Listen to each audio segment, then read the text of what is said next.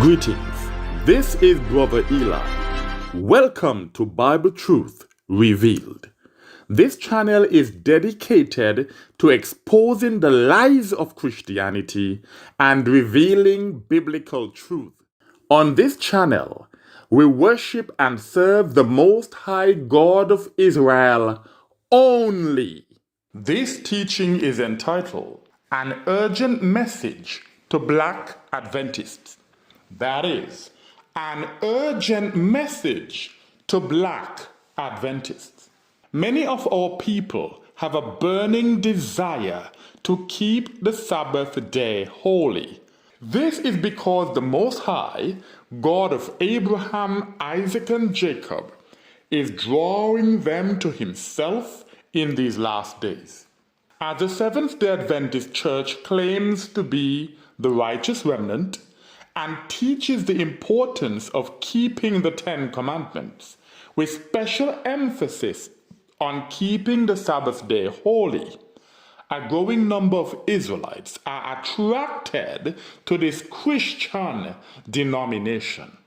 In this teaching, I will demonstrate that the Seventh Day Adventist Church is a trap that has been set to prevent the children of Israel from truly returning to the Most High only and keeping His commandments.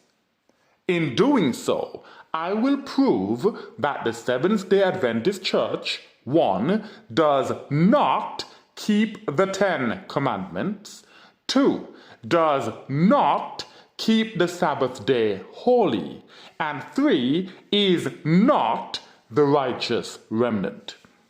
By the end of this teaching, it will be clear that the Seventh Day Adventist Church is just another tool of white supremacy. Part 1. The Seventh Day Adventist Church does not keep the Ten Commandments. In the New World Encyclopedia, under the heading Seventh Day Adventist Church, Quote 1 says this: Seventh-day Adventists believe that the law of God is fully summarized in the Ten Commandments, which continue to be binding upon Christians.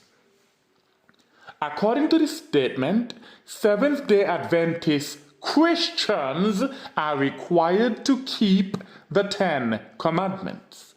Nevertheless, when we examine the beliefs of the Seventh-day Adventist Church, we quickly discover that they ignore the first 3 commandments and jump straight to number 4, which is the one about the Sabbath day. Let's examine the first 3 of the 10 commandments so I can show how they are systematically disregarded by Seventh-day Adventists. Exodus chapter 20, I'm reading verses 1 to 7 in the Brenton Septuagint translation.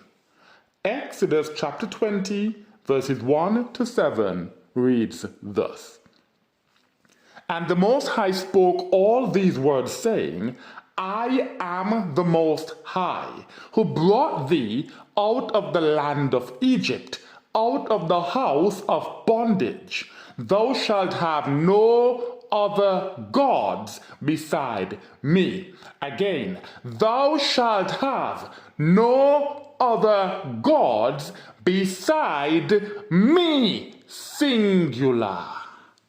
The Most High said that we must have no other gods beside Him. Yet, just like other pagan Christians, Seventh-day Adventists teach that we cannot get to the Most High without going through Jesus, the false god and idol of our Christian slave masters. If we must go through one to get to the other, this means that Jesus is a god beside the Most High. Seventh-day Adventist Christians even teach that their God Jesus sits on a throne beside the Most High in heaven. This is a clear breach of the first of the 10 commandments, in which the Most High says, "Thou shalt have no other gods beside me."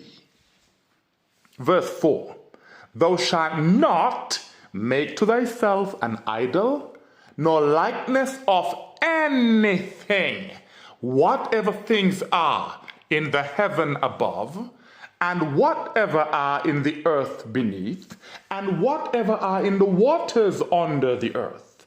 Thou shalt not bow down to them, nor serve them, for I am the Most High, a jealous God, recompensing the sins of the fathers upon the children, to the third and fourth generation, to them that hate me, and bestowing mercy on them that love me, to thousands of them, and on them that keep my commandments." We have to keep the commandments of the Most High. Several years ago, before coming into the knowledge of serving the Most High only and keeping His commandments, I was invited to a service at a Seventh Day Adventist Church. The first thing I saw upon entering the building was a likeness or image of the Christian God-man. This is a clear breach of the second of the 10 commandments, because we are not to make the likeness of anything in heaven, in the earth, or in the waters. I asked my friend who had invited me to the church to explain to me why his church was breaking the second commandment by having the likeness of a dead white man hanging on a cross. No matter how much he tried, he was unable to justify the idolatry in the Seventh Day Adventist Church. If Seventh Day Adventists had any interest in keeping the 10 commandments, they would never have graven images in their church buildings. For a thorough understanding of the second commandment and how to properly keep it, please listen to my teaching entitled, "The Hidden Truth About Idolatry." That is, the hidden truth about idolatry. Verse 7 of Exodus chapter 20 says, "Thou shalt not take the name of the Most High in vain, for the Most High will not acquit him that takes his name in vain." There are several ways to take the name of the Most High in vain. One of them is to prophesy falsely in His name. One of the founders of the Seventh Day Adventist Church was a woman by the name of Ellen G. White. She was a false prophet or seer who constantly took the name of the Most High in vain. Yet, most Seventh Day Adventists idolize her to this very day. In the New World Encyclopedia, under the heading Ellen Gold White, quote 1 says this: "Followers of Ellen G. White regard her as a modern day prophet." Again, followers of Ellen G. White regard her as a modern day prophet. Ellen G. White was a so-called white woman. She was not an Israelite. The Holy Scriptures reveal that the Most High only sent Israelite prophets to the children of Israel. This alone lets us know that the Most High did not send Ellen G. White. We can read about this in Psalm chapter 147, verses 8 to 9. Psalm 147, verses 8 to 9, is verses 19 and 20 in the KJV. It reads thus: He sends his word to Jacob, his ordinances and judgments to Israel. This is the children of Israel. He has not done so to any other nation, and he has not shown them his judgments. The Most High sends his word to the children of Israel, and he has not done so to any other nation. To reiterate, Ellen G. White was not a descendant of Jacob, whose name was changed to Israel. And the Israelites are all people of color. Therefore, as Ellen G. White was a so-called white woman, as opposed to an Israelite, we can rest assured that the Most High did not send her.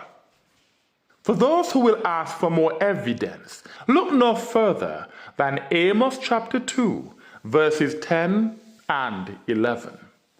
Amos chapter 2, verses 10 and 11 reads thus: And I brought you up out of the land of Egypt, and led you about in the desert 40 years, that ye should inherit the land of the Amorites. And I took off your sons for prophets. Again, the Most High said to the children of Israel, I took off your sons for prophets, and of your young men for consecration. And not these things so, ye sons of Israel, saith the Most High. Ellen G. White was not a son of Israel, and the Most High did not take her for a prophet. She was a prophetess of her father Lucifer. By falsely claiming to represent the Most High, Ellen G. White took the name of the Most High in vain. Despite this embarrassing fact, Ellen G. White claimed to have thousands of visions from the Most High. Let's hear what the Most High has to say about this in Jeremiah chapter 23, verse 25 and verse 32. That's Jeremiah chapter 23, verses 25 and 32. And it says, I have heard what the prophets say, what they prophesy in my name, that's in the name of the Most High, saying falsely, I have seen a vision. When the quote-unquote prophets prophesy in the name of the Most High, speaking falsely, claiming that they've had these thousands of visions, like Ellen G. White said, they are taking the name of the Most High in vain. To be perfectly clear, I do not doubt that Ellen G. White had thousands of visions. I am affirming that they did not come from the Most High. Her visions came directly from her father, Lucifer, the sworn enemy of the Most High and his people. Verse 32, therefore, behold, I am against the prophets that prophesy false dreams. The Most High is against Ellen G. White, and have not told them truly, and have caused my people to err by their lies. Ellen G. White caused many Israelites to err by her lies and by their errors. Yet I sent them not, and commanded them not therefore, they shall not profit this people at all. The Most High did not send Ellen G. White to his people.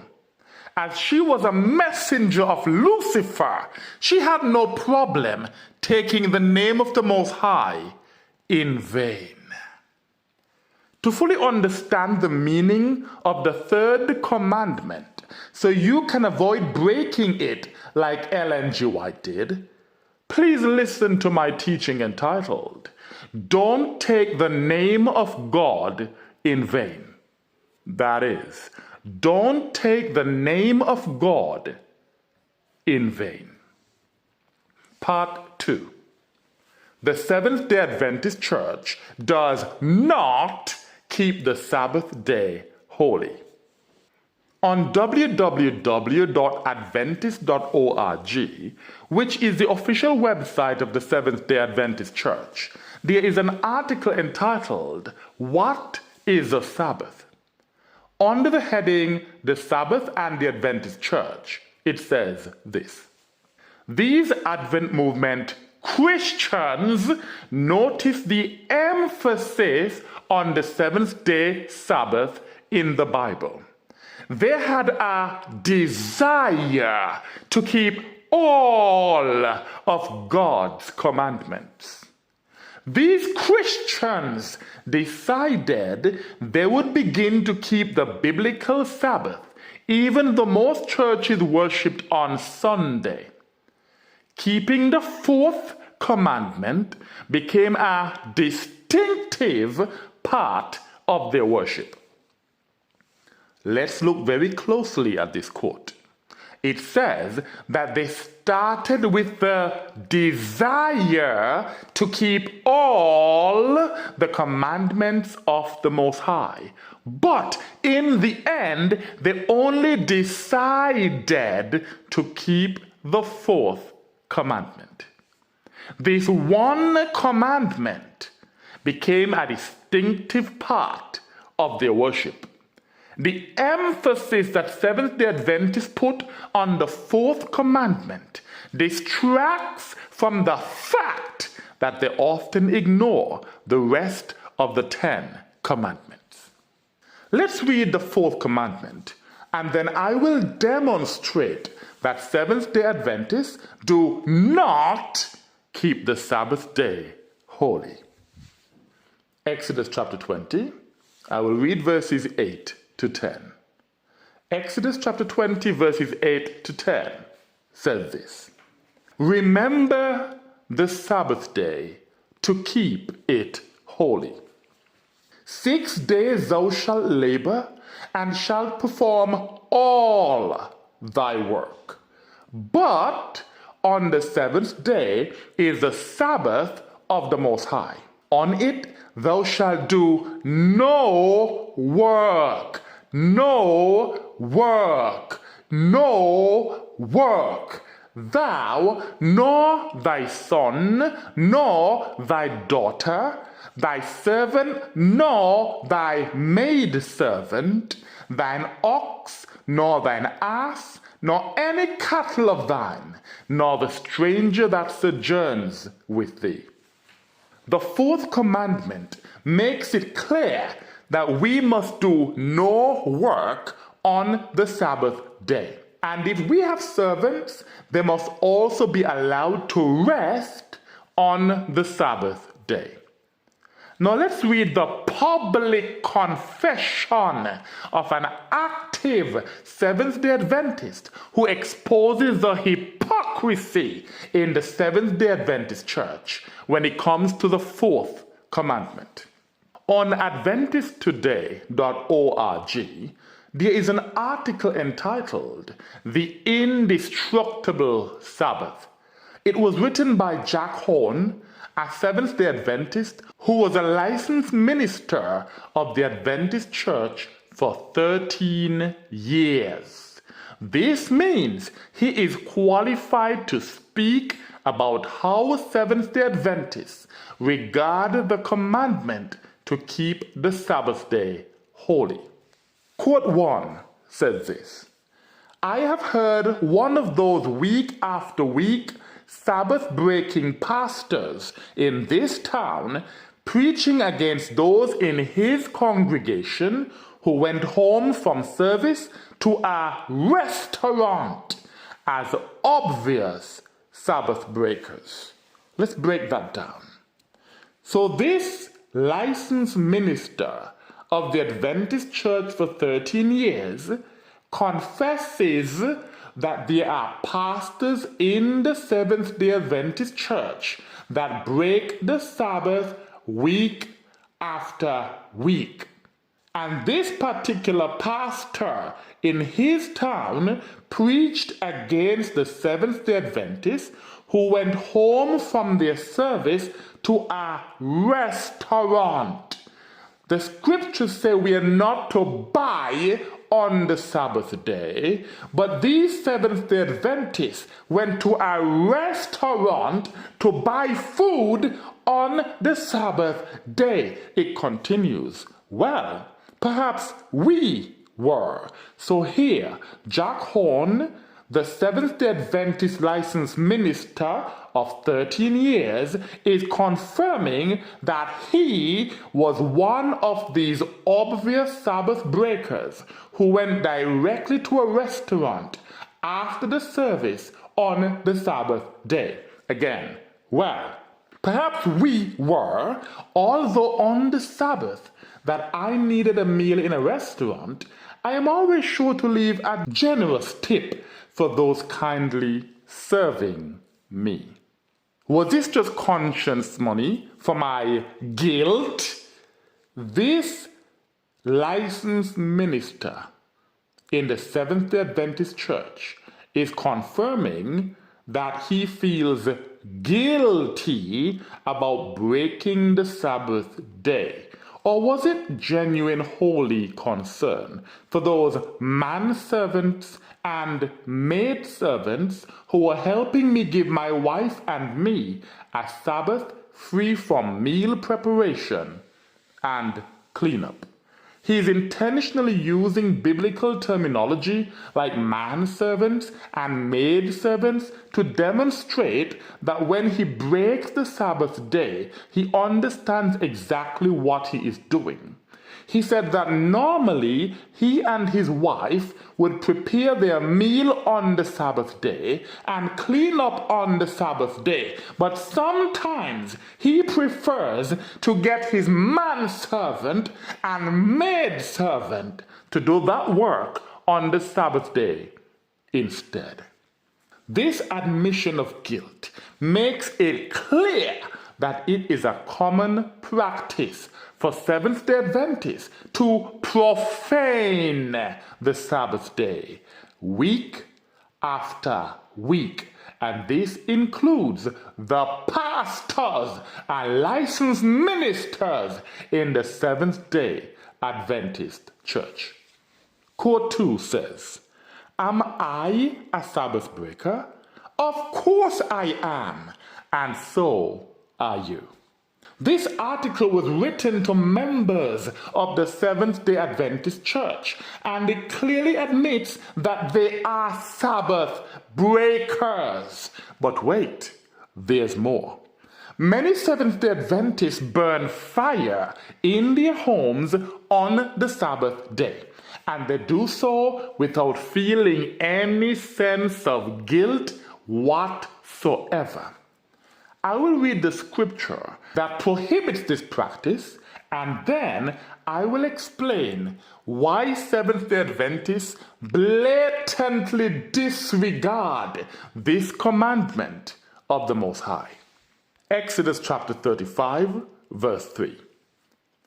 Exodus chapter 35, verse 3 says, "Ye shall not burn a fire in any of your dwellings on the Sabbath day." Again, ye shall not burn a fire in any of your dwellings on the Sabbath day. I am the Most High. This commandment is pretty simple. It's quite straightforward. So let's hear how Pastor Jack, the Seventh-day Adventist minister of 13 years, justifies this blatant sin in the Seventh-day Adventist Church.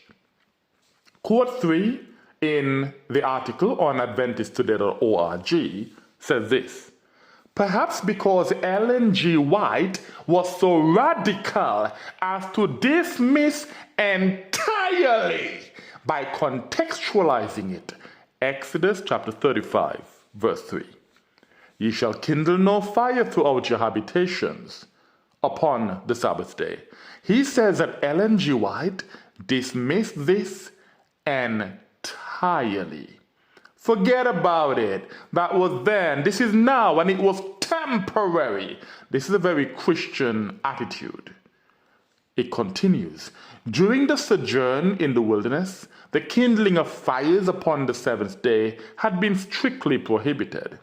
The prohibition was not to extend to the land of Canaan, where the severity of the climate would often render fires a necessity. But in the wilderness, fire was not needed for warmth. This quote can be found on page 409 of Ellen G. White's book entitled Patriarchs and Prophets. This is what we call adding to the word. Nowhere in the Holy Scriptures does it say that the commandment to not burn fires in our dwellings on the Sabbath day was temporary.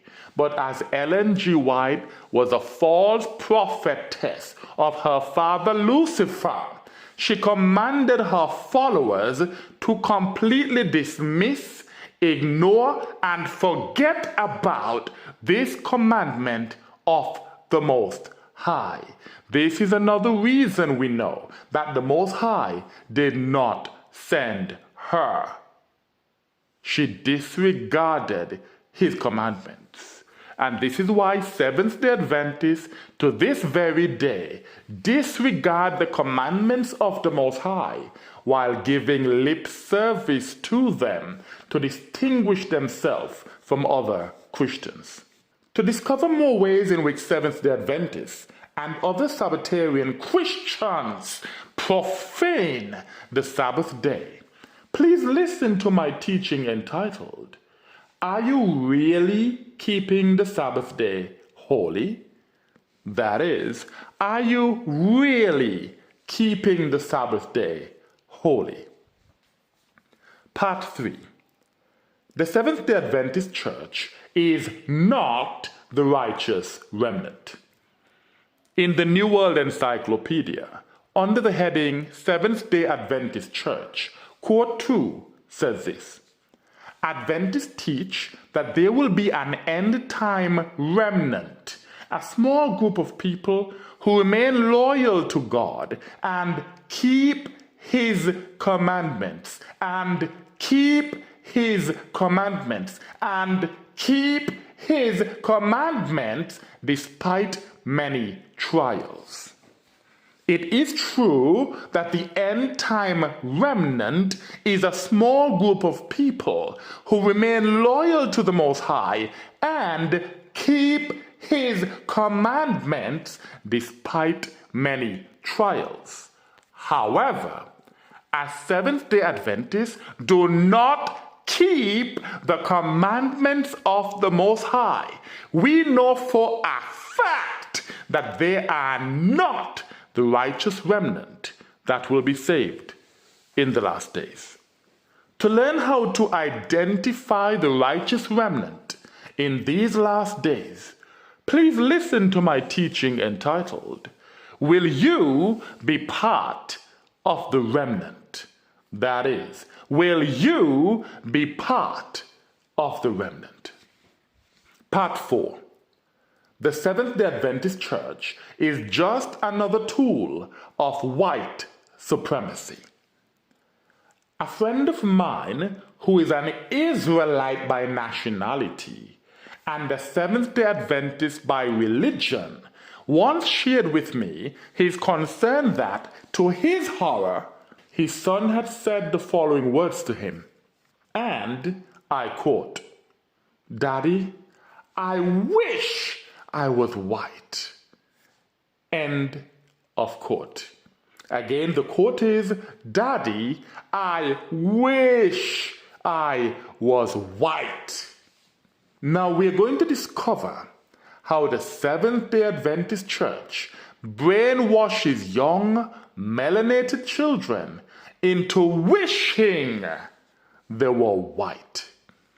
In the New World Encyclopedia, under the heading Ellen Gold White, quote 2 says this: "The spoken and written versions of her visions played a significant part in establishing and shaping the organizational structure of the emerging Sabbatarian Adventist Church. Her visions and writings continue to be used by church leaders in developing the church's ethical standards and policies and for devotional reading." Ellen G. White's visions played a significant part in establishing and shaping the organizational structure of the Adventist Church. This means that the institutional racism that is pervasive in the Seventh-day Adventist Church to this very day is a result of the visions of Ellen G. White. The quote also states that Ellen G. White's visions and writings continue to be used by church leaders in developing the church's ethical standards and policies and for devotional reading. So let's examine a few quotes from Ellen G. White's book, Testimonies for the Church, so we can properly understand the ethical standards and policies of the Seventh-day Adventist Church. On page 202 of Testimonies for the Church, Volume 9, it says this: "Opportunities are continually presenting themselves in the southern states, and many wise Christian colored men will be called to the work. But for several reasons, white men must be chosen as leaders." Again, white men must be chosen as leaders. So there will be many wise Christian colored men who will go and do the work, but the white men must be chosen as leaders. This is why so-called white men are always chosen to be the leaders of the Seventh-day Adventist Church, while so-called colored men sit in the shadows and wish they were white. Check out this clip of some wise Christian colored members of the Seventh-day Adventist Church confirming that this racist policy is still in place in the Seventh-day Adventist Church to this very day. We are in a church where the voices that count and the voices that matter are basically European voices. See, the Seventh-day Adventist Church is the most diverse church in the United States, and there are over 215 countries represented in the church, which actually would make white people the minority. But you would never guess that based off our leadership. We want to say we're in a post-racial society when the Adventist Church has not had a black General Conference president yet. It to me it's amazing. We have great black administrators and leaders, but where is that? Where is the actual evidence to that? And so the whole idea is that the thinking of the church has to be done by the whites in the church. This is what it means by white men must be chosen as leaders. And so the whole idea is that the thinking of the church has to be done by the whites in the church. Let's read a quote from page 214 of the same book, Testimonies for the Church, Volume 9.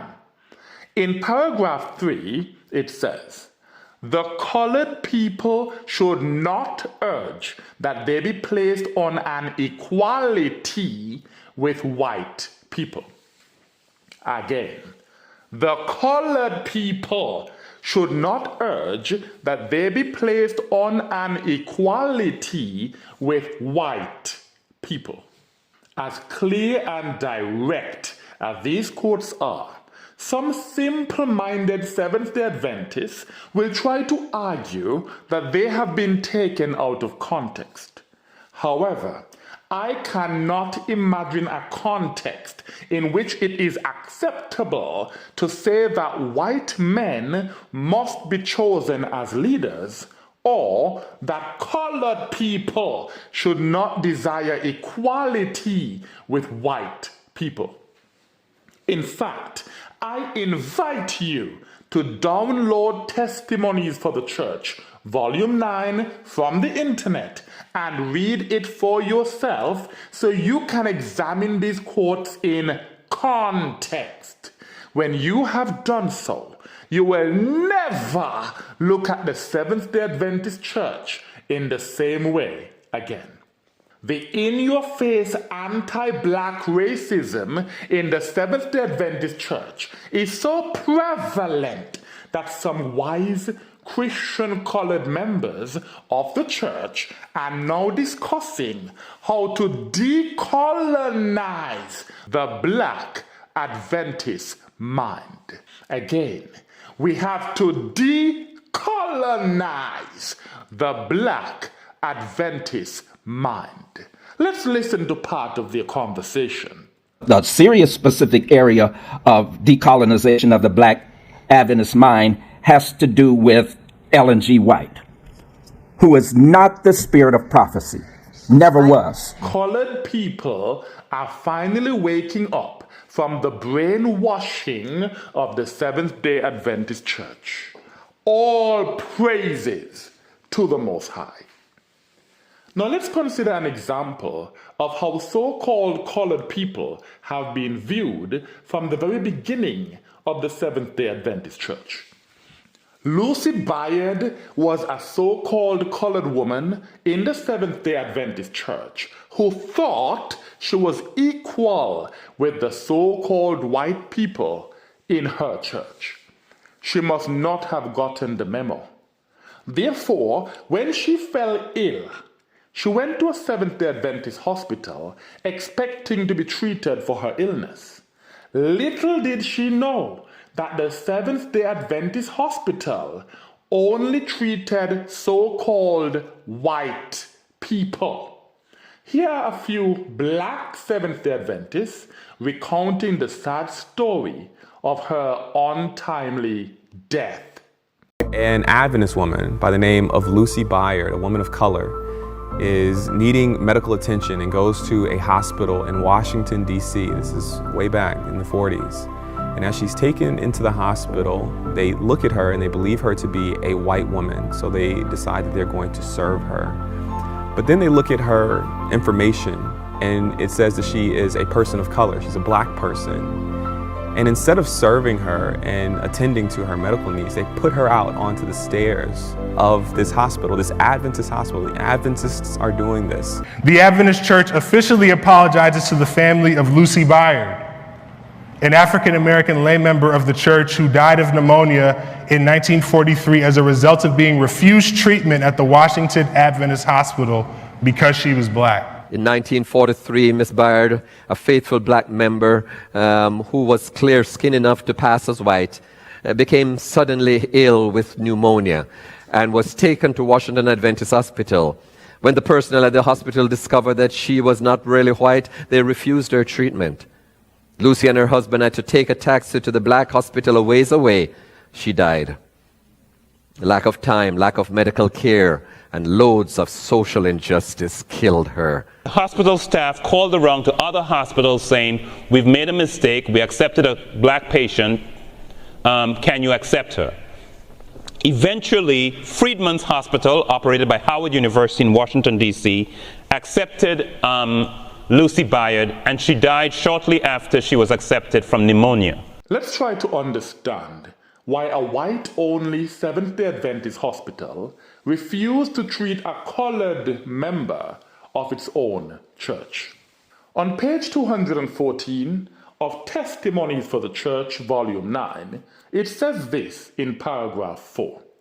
The work of proclaiming the truth for this time is not to be hindered by an effort to adjust the position of the Negro race. Again, the work of proclaiming the truth for this time is not to be hindered by an effort to adjust the position of the Negro race.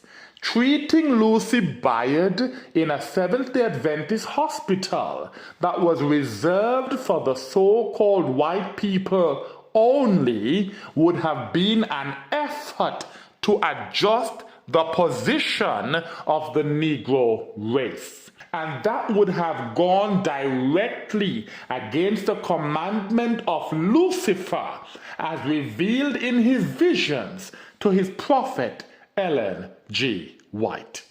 This is why Lucy Bayard was promptly put in her place when she arrived at the whites-only Seventh-day Hospital, thinking she was their equal.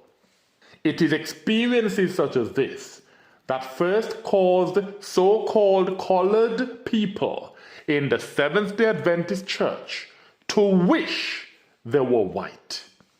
The most embarrassing part of this is that the so-called white people, also known as the children of Lucifer, don't even want to be around so-called Black Adventists. As long as you pay your tithe and offering, they couldn't care less about you. Listen to these Black Adventists explain ways in which they still see racism in the Seventh-day Adventist Church today. We see this when it comes to the allocation of resources.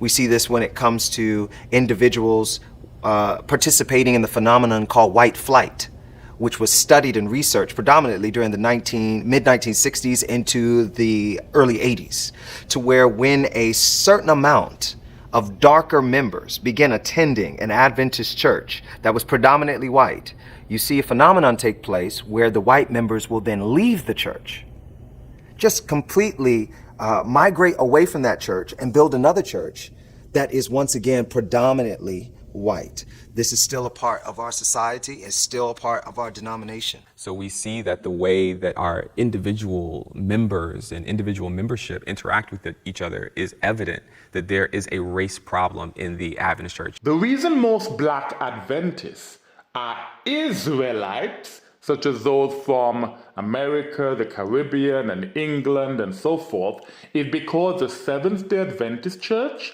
targets us in particular. They're more interested in catching the Israelites than any other people of color. And once you realize that the Seventh-day Adventist Church is just another Luciferian deception, you need to separate yourself from it and return to the Most High only. Let's read about this in Leviticus chapter 20, verse 26. Leviticus chapter 20, verse 26 says, "And ye shall be holy to me." The word holy means set apart, separate. And this is the Most High speaking to the children of Israel. "And ye shall be holy to me, because I, the Most High, am holy, who separated you from all nations to be mine." The Most High separated us from the other nations to be his special people. Yet, the Seventh-day Adventist Church recruits us to mix us back into the other nations while keeping us at the bottom because only the white men must be the leaders. This means that joining or remaining in the Seventh Day Adventist Church or any other white supremacist organization is the same as turning our backs on the Most High. Deuteronomy chapter 7, verse 6. Deuteronomy chapter 7, verse 6 says the same thing. For thou art a holy people to the Most High. That means we are separate, set apart from the other nations. And the Most High chose thee to be to him a peculiar, that means special, different, distinct people beyond all nations that are upon the face of the earth. We, the Israelites, are a holy people. The Most High chose us to be his special people. So stop wishing you were white. Part 5. What should Black Adventists do when they learn the truth about the Seventh Day Adventist Church? We can find the answer to this question in Ecclesiasticus chapter 17, verses 25 to 26. Ecclesiasticus is Sirach in the Apocrypha, and I'm reading chapter 17, verses 25 to 26. It reads thus: Return unto the Most High, and forsake thy sins. Make thy prayer before his face, and offend less. Turn again to the Most High, and turn away from iniquity, for he will lead thee out of darkness into the light of health, and hate thou abomination vehemently. So the Most High wants us to turn away from the sin of breaking his commandments. Turn away from the iniquity of disregarding his laws. Return to him, and he will lead us out of the darkness of the Luciferian cults of white supremacy, such as the Seventh Day Adventist Church. Here is one final statement from Ellen G. White. It was given in a talk on March 16, 1901, in which she revealed the reward that Black Adventists can look forward to in the Christian heaven. And I quote, "In heaven, there will be no color line, for all will be as white, as white, as white as Christ himself." Let us thank God that we can be members of the royal family. End of quote. White skin is the heavenly reward for Black Seventh-day Adventists. According to Ellen G. White, Black Seventh-day Adventists will no longer wish they were white, because in heaven, all colored people will be transformed into white people. What Black Seventh-day Adventists need to realize is that the only white people in the Holy Scriptures were those who were cursed with leprosy. Black Adventists cannot imagine being saved without the Seventh-day Adventist Church. This is a serious problem because the Most High said that he is our only Savior. We do not need the Seventh-day Adventist Church to save us. But don't take my word for it that this is what they believe. Listen to this from a pastor of the Seventh-day Adventist Church. The language we have been taught in our education, in kindergarten, in primary school, and all this has been taught that we have to be connected to this organization in order for us to be saved. And so I believe that there is a nuance to decolonizing the Black Adventist mind that is not even present for those who are non-Adventists. Right. Because not only do we have to be disconnected from white supremacy, we have to be disconnected from Adventist supremacy, which is a whole nother nuance. A whole nother nuance. Where if we are not a part of this church, this is why many people are still connected today. It is not necessarily because we want to be connected, but it's because from the root, from the basal, like from the mind, the root of our mind, we cannot imagine being saved without being a part of this organization. You have just heard it for yourselves.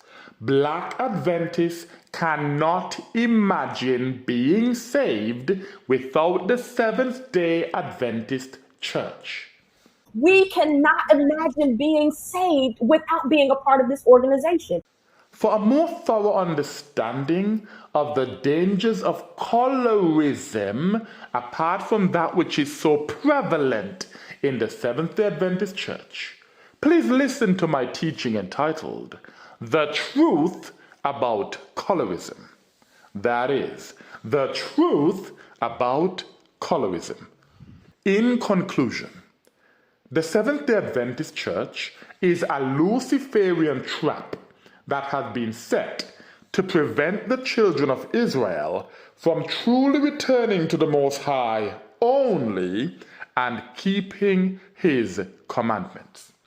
They do not keep the 10 Commandments, they profane the Sabbath day, and the church is built on the foundation of white supremacy that was laid by the false prophet Ellen G. White. For these reasons, the Seventh Day Adventist Church is just another tool of white supremacy. If you are a black Seventh Day Adventist, I encourage you to leave the Luciferian cult, return to the Most High only, and keep His commandments. And with that, I say, Salam.